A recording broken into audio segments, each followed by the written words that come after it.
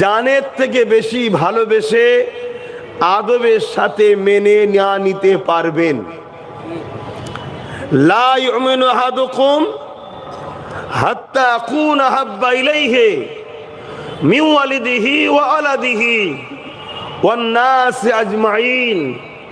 तब तक ईमान कामिल नहीं होगा जब तक हर कुछ चीजों से, धन दौलत, माँ बाप, अपने पड़ोसी, जमी जगह जो कुछ है, हत्ता कि अपने जान से भी ज्यादा अगर आकाए दो आलम, मदनी वाला, कमली वाला, नूर वाला हबीबुल्लाह को जब तक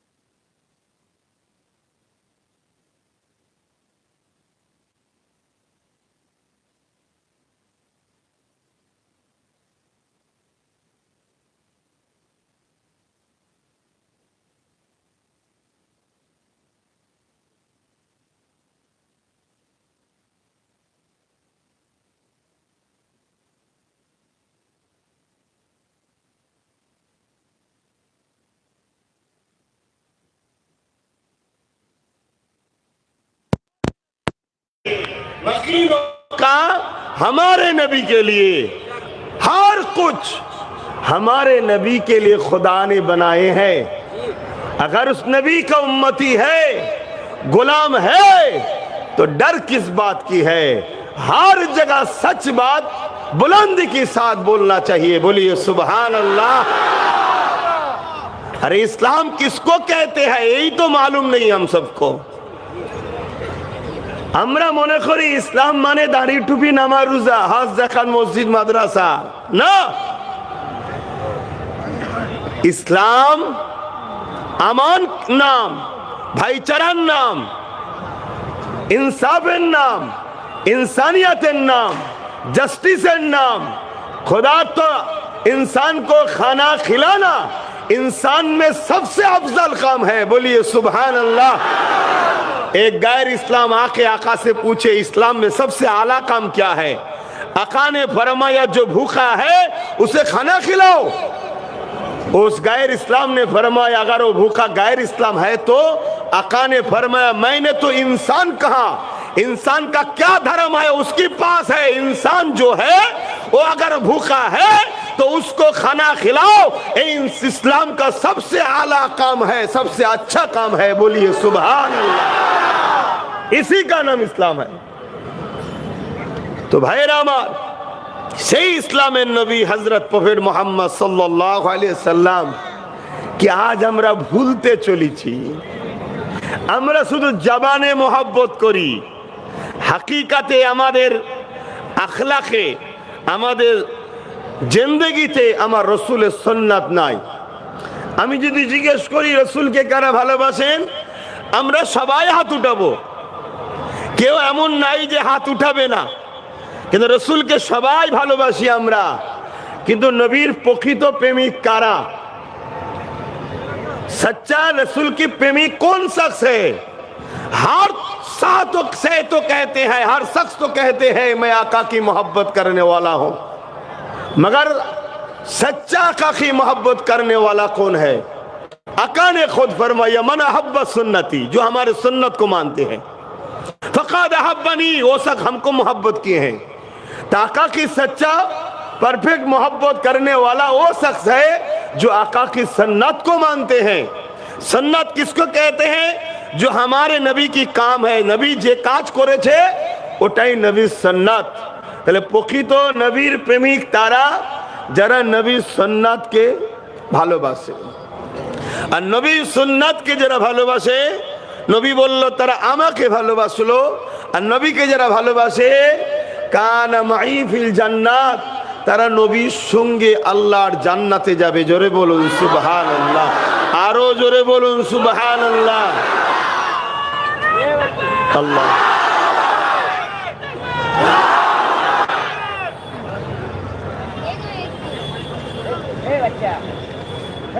এসব কি হচ্ছে?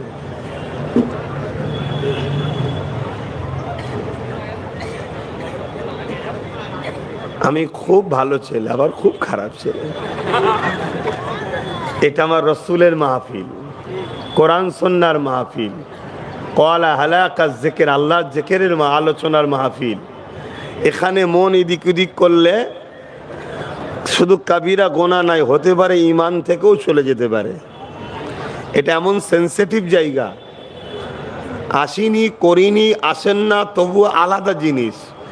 আর করে যদি যথাযথ মর্যাদা দিতে না পারি তাহলে কিন্তু মুনাফেকের খাতায় নাম উঠবে। আর মুনাফেক প্রকাশ্য ইসলামের দুশ্মনের থেকেও খারাপ। তাই একটু বুঝে বুঝে কাজ করেন। পানি সারা জীবন তো খাচ্ছেন, আঁকাও খাবেন। হুজুরকে যদি ভালোবাসতে পারেন আবে কাউসার খাবেন। যেদিন কেউ হবে না সেদিন তো হুজুর হবে। আর আজকে হুজুরের আলোচনায় যদি পানি পানি করে হুড়োহুড়ি করেন তাহলে তো হবে না। প্রকৃত পিপাসা তো মেটাই হুজুরের নামে। প্রকৃত পিপাসা তো হুজুরের নামে মেটে। তাহলে আমরা কেমন মহাব্বতের মানুষ এটা তো বুঝতে হবে। তো আসেন সেই নবী পাক সাল্লাল্লাহু আলাইহি সাল্লামের গোলাম আমরা হয়ে যাই, সেই নবীকে প্যার করি আমরা, নবীর সুন্নায় জীবন গড়ি আমরা। যারা প্রকৃত রসুলের প্রেমিক হবে তারা কখনো ওই চিজকে পছন্দ করবে না, ওই চিজকে প্রাধান্য দেবে না যেটা আমার রসুল অপছন্দ করে। তারা কখনো ওই খাদ্য খাবে না যেটা আমার রসুল অপছন্দ করে। তারা ওই কাজকে কখনো ছেড়ে চলে যাবে না যেটা রসুল পছন্দ করে। আজ বড় দুঃখ, আমরা বড় সহজে ইসলাম পেয়েছি, তাই আমাদের ইসলামের ওপর গুরুত্ব বড় কম। আর এই গুরুত্ব আমাদের কমের দরুনই আজ আমরা সমাজের কাছে লাঞ্ছিত, অপমানিত, পদদলিত হচ্ছি। আজ যদি আমরা হুজুরের হতে পারি, আরে দুনিয়া কি, আল্লাহর ফারিস্তারাও তোমার আমার হয়ে যাবে। জোরে বলুন সুবহানাল্লাহ।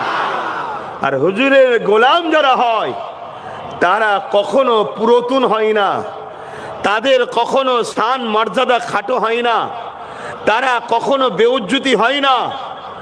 হুজুরের গোলাম পৃথিবীতে এই একটাই জায়গা যেখানে গোলামি করলে, নকরানি করলে যার মাকাম বাড়তেই থাকে, কমতে কোনোদিন থাকে না। বাকি সব জায়গায় দাম ভ্যালু কমে। আপনি খেলোয়াড় আজকে ভালো, বয়স হলে ভ্যালু কমে যাবে। গায়ক আজকে ভালো, বয়স হলে ভ্যালু কমে যাবে। অ্যাক্টর আজকে ভালো, বয়স হলে ভ্যালু কমে যাবে। শিল্পী আজকে ভালো, বয়স হলে ভ্যালু কমে যাবে। আজ নেতা আছেন, ভ্যালু আছে, কাল হেরে গেলে ভ্যালু কমে যাবে। সব জায়গাতে ভ্যালু কমে। কিন্তু দেখুন আজও হাজি আলী হুজুরের দরবারে লক্ষ কোটি মুসলিম অমুসলিম সবাই ছুটছে। শুধু মানুষও নয়, সাগরের পানি চতুর্দিকেও ডুবলে হাজি আলীকে তারা সালাম করে ফিরে যাচ্ছে। জোরে বলুন সুবহানাল্লাহ, আরো চিৎকার দিয়ে বলুন সুবহানাল্লাহ। इसके पीछे राज क्या है? एक ही राज है, हाजी अली आमिना लाकी लाल के गुलाम थे। बोलिए सुभान अल्लाह। दूसरा कोई राज नहीं है। हाजी अली भी नमाज अदा किए थे, हम सब भी नमाज पढ़ते थे। हाजी अली भी रोजा रखे थे, हम सब भी रोजा रखे हैं। हाजी अली भी हज किए हैं, हम सब भी हज करते हैं। हाजी अली इस्लाम के ऊपर चले थे, हम सब भी चलते हैं। मगर एक चीज उससे हमसे अलग है, मोहम्मद अरबी का गुलाम थे, हम गुलामी छोड़ दिए हैं। এই জন্য আজকে দুনিয়া আমাদেরকে লুটছে। আর হাজি আলীকে আজও দুনিয়া এতদিন পরেও তার কাছে গিয়ে এখনো বলছে বাবা খেয়াল রাখবেন। हाँ अच्छा अच्छा अच्छा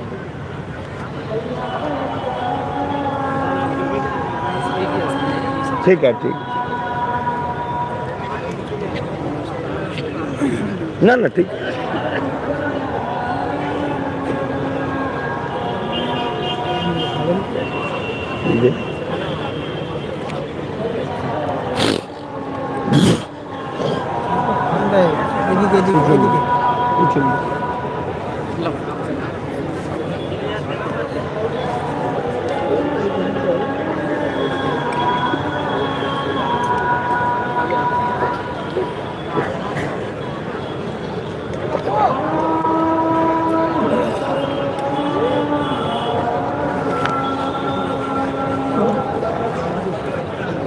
अल्लाह अकबर अल्लाह अकबर।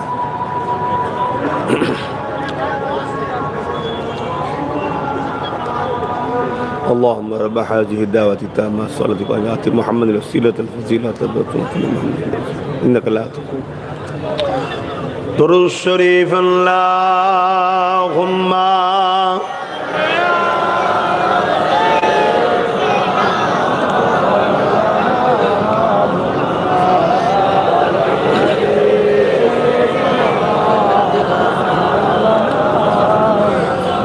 जो कोई गम सताए तो मदीना याद कर लेना। जो कोई गम सताए तो मदीना याद कर लेना। ना दिल को चैन आए तो मदीना याद कर लेना। और ऊंचा बोलिए सुभान अल्लाह अल्लाह। उम्र जिंदगी में गम के दिन तो आई जाती है। उम्र जिंदगी में गम के दिन तो आई जाती है। कभी लम्हा आए तो मदीना याद कर लेना। जो दिल को चैन आए तो मदीना याद कर लेना। अल्लाहुम्मा सल्ली अला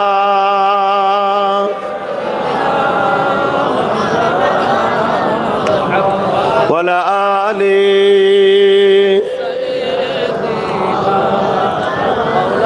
भाईरा আমার জি কথা বলছিলাম 800 साल हो गए सुल्तान ही नाताए रसूल मईनुद्दीन अजमेरी के दरबार में जाकर देखिए।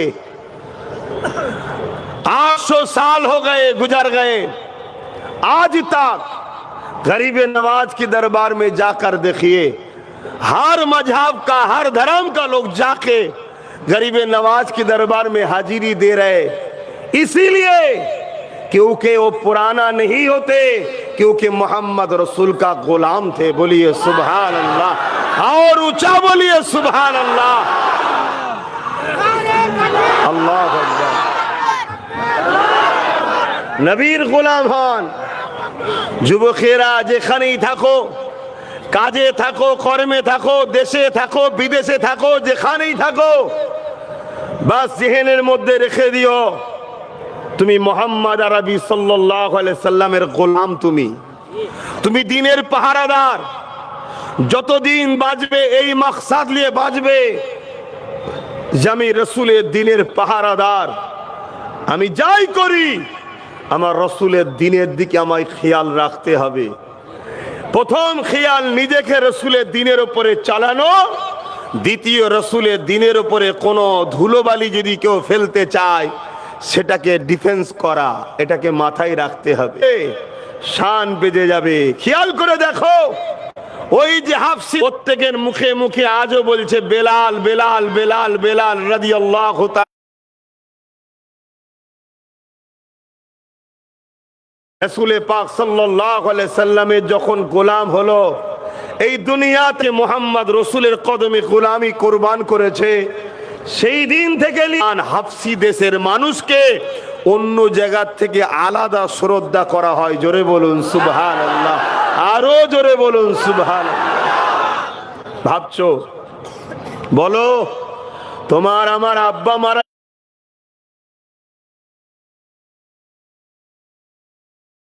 কারণটা কি? কারণটা কি? সে যে বিরাট কিছু ইতিহাসে বাদা সাক্ষী দেয়, যুগে যুগে আমার রাসূলুল্লাহ যারা গোলাম হয়েছে, আল্লাহ তাদের দুনিয়াতে শুধু শানওয়ালা করেছে তা নয়, মানুষকে শুধু সম্মানওয়ালা করেছে তা নয়। এ যুবকেরা, তরুণীরা, বাপেরা, দুনিয়া যত মখলুক রয়েছে তাদের কাছেও শানওয়ালা করেছে। এই বিষয়ে একটা কথা আপনাদেরকে বলে দিয়ে যায়, আল্লাহ নবীর একজন খাদেম ছিলেন, যিনি রাসূলুল্লাহ দরবারে ঝাড়ু লাগাতে একদিন কোন সফরে রাস্তা হারিয়ে গিয়ে গভীর জঙ্গলের দিকে চলে যায়। এমন সময় এক অসুরবার গাল হা করে তাকে খাবার জন্য আগিয়ে আসতে লেগেছে। রাসূল পাক সাল্লাল্লাহু আলাইহি ওয়াসাল্লাম আর এই সাহাবীটা যখন বললে, এ জঙ্গলের বাঘরে, আমি মুহাম্মদ সাল্লাল্লাহু আলাইহি ওয়াসাল্লামের গোলাম, আমি খাদে, তিনার দরবারে আমি ঝাড়ু লাগাই, এই কথাটা শোনার সাথে সাথে ওই বাঘটা পুষা বিড়াল যেমন গায়ে খা খসে, ওইভাবে ওই সাহাবীর গায়ে গা খসে, নিজের লেজ দিয়ে হাতে পেঁচ দিয়ে যেমন হাত ধরে আমরা রাস্তা দেখিয়ে দিই, ওই বাঘটা সাহাবা হুজুর সাহাবিয়া হুজুরের রাস্তাটা দেখিয়ে দেয়। আরো জোরে বলুন সুবহান।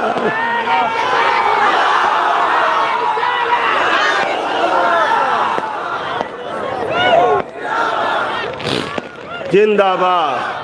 আজকে বলুন, তাহলে আজ যদি আমরা রাসূলুল্লাহর গোলাম হতে পারি, বোম্বাই হোক, দিল্লি হোক, সুরাট হোক, মিরাট হোক, পাঞ্জাব হোক, হরিয়ানা হোক, কাশ্মীর হোক, যাই হোক, যেখানেই থাকো, তোমার টেনশনের কোনো ব্যাপার নয়, তোমার ঘাবড়াবার কোনো ব্যাপার নয়। কেন? তোমার হিফাজতের দায়িত্ব স্বয়ং আল্লাহ নেয়, যিনি আল্লাহু সাইয়্যুল কাদির, যিনি সর্বশক্তিমান, একমাত্র তিনি কে? আওয়াজ দিয়ে বলুন কে? আল্লাহ। সেই আল্লাহ তোমার জিম্মালায় দায়িত্ব লাই, তোমার এত টেনশন তখন কিসের হবে? আর আজকে তুমি আমি টেনশন এত পড়ছি কেন? একটাই কারণ, রসুলকে ভালোবাসি, মুখে বলি, রসুলের সুন্নাহ, নবীর আদর্শ, নবীর জীবনী আমাদের মধ্যে থেকে অনেক দূরে সরে গেছে।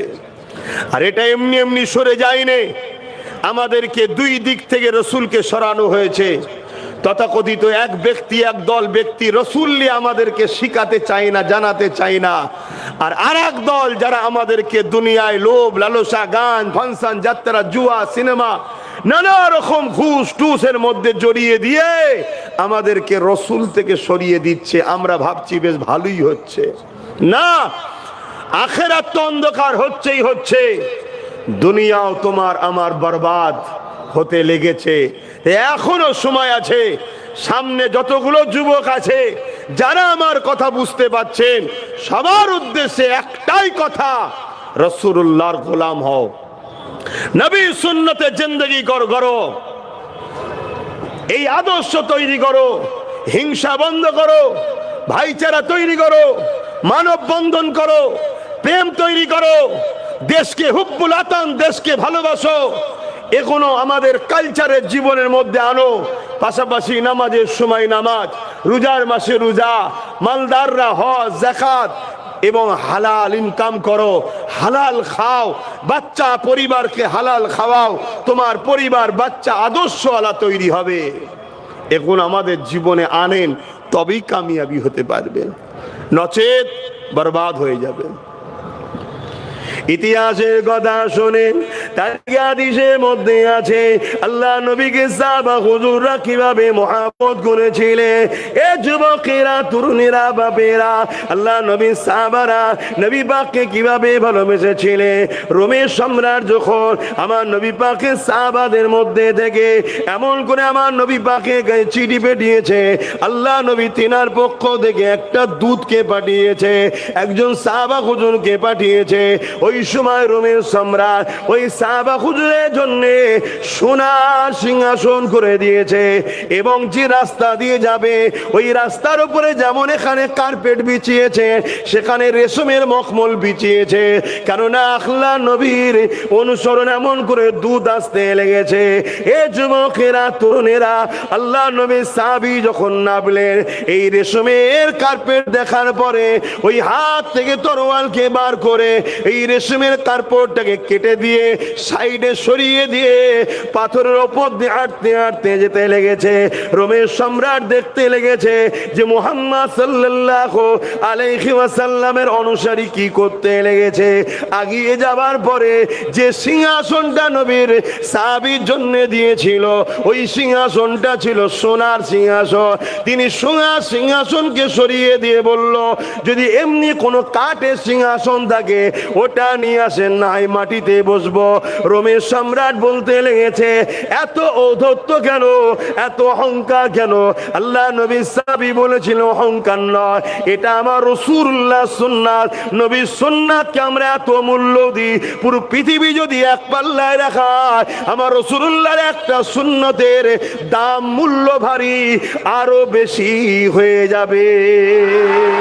আল্লাহ রসুল বলেছে মুসলিম এমন করে পুরুষদের জন্য আল্লাহ রসুল বলেছে রেশম ব্যবহার করা যাবে না। তাই রেশমের কার্পেটের উপর দিয়ে আমরা নবীর অনুসরণে কখনো হাঁটতে পারি না। কিভাবে মানা বলে দেখুন, এক শাহিনশাহ বাদশার দরবারে যাচ্ছে, ইস্তেকবাল করার জন্য রেশমের কার্পেট বিছিয়েছে। হুজুর বলেছে রেশম পুরুষদের জন্য ব্যবহার নিষেধ, তাই তার উপর দিয়ে হাঁটলো না। আর সোনা পুরুষদের জন্য ব্যবহার নিষেধ, তাই তিনি সোনার সিংহাসনে বসলেন না। আজ আমরা কোথায় চলে গেছি, আমরা কত লুবি হয়ে গেছি ভাবুন। আল্লাহ একটু আওকাত দিলেই, একটু বড় করে দিলেই আমরা হুজুরকে ভুলে যাচ্ছি, হুজুরের সুন্নাতকে ভুলে যাচ্ছি। মনে রাখবেন, আল্লাহ আমাদেরকে বহু দিক দিয়ে পরীক্ষা নেবে, বহু দিক দিয়ে পরীক্ষা নেবে। কাউকে ধনী করে পরীক্ষা নেবে, কাউকে গরিব করে পরীক্ষা নেবে, বিভিন্ন দিক দিয়ে আল্লাহ পরীক্ষা নেবে। কিন্তু মনে রেখে দিও, যদি কামিয়াবি তো সেই ব্যক্তি হবে যে রসুলকে মডেল হিসাবে মেনে চলবে। কেননা লাকাদ কানা লাকুম ফি রাসূলিল্লাহি উসওয়াতুন হাসানা, एक ही मॉडल हमारे लिए खुदा ने भेजे हैं। उस्वतुन हसना, सबसे अफजाल मॉडल, आला मॉडल मोहम्मद अरबी सल्लल्लाहु अलैहि वसल्लम। नमाज कैसा अदा करना है नबी को देखो, रोजा किस तरीके से रखना है नबी को देखो, हज किस तरीके से अदा करना है नबी को देखो, ज़कात कैसे देना है नबी को देखो, अपनी कोई औलाद की नेका देना है नबी को देखो। हर शे, कुछ भी बिजनेस बोलो, कुछ भी बोलो, जैसे भी बोलो, हमारे नबी को फॉलो करना है। जिस तरीके से नबी ने हम लोगों को सिखाया उसी तरीके से चलना है। बोलिए सुभान अल्लाह। दूसरा कोई राह हमारे लिए नहीं है। दुनिया में कौन क्या कर रहे हो अपना अपना पास में, हम किसी के विरोध में नहीं बोलते हैं, मगर हम अपना पसंद आका के कदमों के नक्शे के अनुसार चलते हैं, ये हमारा पसंद है। बोलिए सुभान अल्लाह। সেই নবীকে যদি আমরা ছেড়ে দিই তাহলে আমরা বরবাদ হয়ে যাব। আজ বরবাদ হচ্ছি। আজ থেকে 100 বছর আগে দুনিয়া আমাদের কাছে এসে দাঁড়িয়ে থাকতো, সে আমেরিকা হোক, ব্রিটেন হোক, আমাদের কাছে এসে দাঁড়িয়ে থাকতো 100 বছর আগে। সুলতান আব্দুল হামিদ যখন নেতৃত্ব দিয়েছে, এই 100 বছরে আমরা রসুল ভোলা হলাম। তাই আজকে দুনিয়া আমাদেরকে এমন একটা জায়গায় নিজে দাঁড় করিয়ে দিয়েছে, এ সমাজের মানুষ কুকুরকে খেতে দেয় তো মুসলমানকে আজকে আপ্যায়ন করে না। এর একটাই কারণ, আমরা মুহাম্মদ সাল্লাল্লাহু আলাইহি ওয়াসাল্লামকে ছেড়ে দিয়েছি, অন্য কোনো কারণ নয়। এখনো সময় আছে, হুজুরের সঙ্গে কানেকশন জুড়ুন, হুজুরকে মোহাব্বত করুন, হুজুরকে পিয়ার করুন, হুজুরের নকশা কদমে চলুন, হুজুরকে মোহাব্বত যেভাবে সাহাবারা করেছে ওইভাবে মোহাব্বত করুন। বড় বড় মসজিদ আমাদের বেড়েছে, বড় বড় দাড়ি টুপি বেড়েছে, মাদ্রাসাও বেড়েছে, কিন্তু জিল্লাতটাও আমাদের উপরে বেড়েছে, ঠিক না বেঠিক? এর কারণ একটাই, সব আছে, হুব্বে রাসূল নাই, হুজুরের ইশক নাই, হুজুরের আদব নাই, হুজুরকে আমরা চিনতে ভুলে গেছি। এজন্য আজ আমাদের এই দুর্দশা হচ্ছে। তাই আমি এসেছি যখন, এতটুকু মেসেজ দিয়ে যাব, রাসূলের নকর হও, নবীর গোলাম হও। বাস নিতে পারলে আলহামদুলিল্লাহ। তুমি যেখানেই থাকো, তোমার আগে যদি 50 জন থাকে, পিছনেও যদি 50 জন থাকে, আগের 50 জন বিপদে হয়তো সাহায্য পাবে না, পিছনের 50 জনও হয়তো বিপদে সাহায্য পাবে না। তুমি যদি বিছখানে একা মোহাম্মদ আরবির গোলাম থাকো, তোমার যখন বাড়ি আসবে কোনো না কোনো বাহানায় আল্লাহ তোমাকে জালিমের হাত থেকে বাঁচিয়ে দেবে। জোরে বলুন সুবহানাল্লাহ। এটাই তো ঈমান, এটাই তো মুহাম্মদ সাল্লাল্লাহু আলাইহি ওয়াসাল্লামের মোহাব্বত করার ফজিলত ও পাওয়ার। দাজ আমাদের কি অবস্থা? আসেন বাবের আলোচনা করি। আল্লাহ নবীকে সাহাবা হুজুররা কিভাবে মোহাব্বত করেছে, আল্লাহ নবীকে সাহাবা হুজুররা কিভাবে পিয়ার করেছে। এ নওজওয়ানেরা, সাহাবা হুজুরদের মধ্যে থেকে হযরত সিদ্দিক আকবর রাদিয়াল্লাহু তাআলা, তিনি আমার নবী পাককে কত মোহাব্বত করেছিলেন, কত পিয়ার করেছিলেন। আল্লাহ নবী, নূর নবী, দয়ার নবী একদিন বলেছিল, এ আবু বকর, আল্লাহ পাক চাইলে একদিন হয়তো তুমি আমার সঙ্গে হিজরত করে ইয়াসরিফে যাবে। এই কথাটুকু শুধু একবার বলেছে, কবে যাবে বলে না। সেই দিন থেকে নিয়ে আবু বকর সিদ্দিক 6 মাস রাত জেগে আমার রাসূলুল্লাহর জন্য নিজের ঘরে রাত জেগে দাঁড়িয়ে থাকতে, না জানি কবে কোন দিন এসে যাবে। আল্লাহ নবীকে যখন দুবার ডাকতে না হয়, মোহাব্বত কাকে বলে দেখে। এ যুবকেরা, তরুণেরা, বাপেরা, শুধু এটা নয়, আজ আমাদের কাছে সব থেকে প্রিয় জিনিস যেটা, তারও উদাহরণ দিয়ে বলছি। আজ আমাদের কাছে সব থেকে প্রিয় জিনিস হয়েছে ধন দৌলত। आपको नीचे बैठने कोई तकलीफ हो रहा है तो कुर्सी लगा लीजिए, एकदम थोड़ी पैर में तकलीफ है, मगर कोई बात ठीक है, चेयर दीजिए, कुर्सी लीजिए। क्या नाम है आपका? इस्माइल। प्रॉब्लम हो रहा है शायद, कुर्सी बैठो ना, कोई बात नहीं, हो जाएगा भाई। नहीं, आपका प्रॉब्लम समझ रहे हैं हम, थोड़ा पीछे। हाँ देख रहे हैं। পায়ে প্রবলেম আছে বুঝতে পারছি, বারবার কষ্ট হচ্ছে। তো ভাইরা, তা আজ যেটা আমাদের কাছে সব থেকে বড় প্রিয়, অর্থ আজ আমাদের কাছে বড় প্রিয় হয়ে দাঁড়িয়েছে। সেই জমানাতে সিদ্দিক আকবর আমার রসুল পাক सल्लल्लाहु अलैहि वसल्लम के कदमों पे 400 करोड़ रुपया तब दान किए थे, तब, आज की बात नहीं बोल रहे, तब 400 करोड़ रुपया दान किए थे, दीन के लिए, गरीब के लिए, इंसानियत के लिए। তাহলে ভাবুন, আজকে আমরা সেই টাকার পিছনে এমন ময়ায় পড়ে গেছি। আল্লাহ অনেক সুখে শান্তিতে রেখেছে, কিন্তু আমরা কম্পিটিশনের মধ্যে যাচ্ছি, ডবল করার নেশায় সুদে পর্যন্ত লাগিয়ে দিচ্ছি। যে সুদ এত বড় হারাম, আল্লাহ মাফ করুক, কাবা শরীফের সামনে, আর বেশি বলতে পারছি না, নিজের মায়ের সঙ্গে শারীরিক রিলেশন করলে যে পাপ হয়, সুদ খাওয়া ওই পাপ সমতুল্য। আজকে মুসলমানের ঘরের ছেলে সুদের মধ্যে ঢুকে যাচ্ছে, আর এটা ঢুকানো হচ্ছে কেন? তুমি আমি যদি সুদের মধ্যে না ঢুকি, তা তোমাকে আমাকে মিটাতে যারা চাইছে মিটাতেও পারবে না। কিন্তু তোমার আমার খেয়ালই নাই, তুমি আমি ভাবছি এর মধ্যে যাই, ফ্যাসিলিটি আছে না। মনে রাখবেন, একটা উদাহরণ দিয়ে বলছি, বছরে দেখবেন কুকুরের 7-8টা বাচ্চা হয়, কিন্তু দিনের শেষে ঘুরে দেখবেন কুকুরের বাচ্চা খুঁজে পাওয়া যায় না। কিন্তু বছরে একটাই বাচ্চা হয় গরু খাসির, সেগুলো কিন্তু দেখবেন চারিদিকে অনেক পাওয়া যায়। কেন এরা হালাল, ওটা হারাম। হালালে বরকত হয়, হারামে বরকত হয় না, এটা মাথায় রাখবেন। আল্লাহ নবী সাহাবারা কিভাবে রাসূলুল্লাহকে মহব্বত করেছিলেন। এ না জওয়ানেরা, আল্লাহ নবী নবী দয়া নবী যখন দিনের জন্য সাহাবাদেরকে বলতে, বাবারা তোমরা মাল দাও বাবা, দিনের জন্য তোমরা খরচ করো বাবা। ওই সাহাবা হুজুররা যে যার ঘরে ফিরে যেতে, যার যা ছিল নিয়ে এসে রাসূলুল্লাহর কদমে দিতে। এক তারিখে হযরত আবু বকর সিদ্দিক একটা পুটলি নিয়ে এসেছে, আর হযরত ওমর ফারুক রাদিয়াল্লাহু তাআলা তিনি একটা বড় পুটলি নিয়ে এসেছে। আল্লাহ নবীর কদমে দিতে লেগেছে, দিনের জন্য খরচ হবে। এই সময়ে দেখা যায় আল্লাহ নবী উমারকে জিজ্ঞাসা করছে, উমার কি নিয়ে এসেছো? আর আবু বকর সিদ্দিককে জিজ্ঞাসা করছে, এ আবু বকর ঘরে কি রেখে এসেছো? ওমর ফারুককে জিজ্ঞাসা করছে, ওমর রে কি নিয়ে এসেছো? আর আবু বকর সিদ্দিককে জিজ্ঞাসা করছে, এ আবু বকর কি রেখে এসেছো? কেন আল্লাহ নবী বুঝতে পেরেছে আবু বকর ঘরের মধ্যে যা ছিল সব নিয়ে চলে এসেছে। কেননা সিদ্দিক আকবরের কাপুটলিটা যখন খোলে, তার মধ্যে বুদামগুলো পাওয়া যাচ্ছে, তার মধ্যে পুরাতন কাপড়ও পাওয়া যাচ্ছে।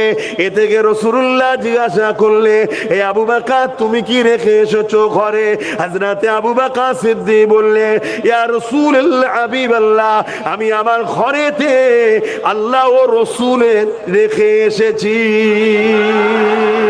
এ যুবকেরা, তরুণেরা, আল্লাহ নবী এইভাবে মানুষের কাছে, সাহাবাদের কাছে দিনের জন্য যখন বলতেন, বাবারা দাও বাবা, কার কি রয়েছে দাও। এই সময় একদিনে দেখা যায় একটা মহিলা এসে হাজির হয়ে যায় আল্লাহ নবীর দরবারে।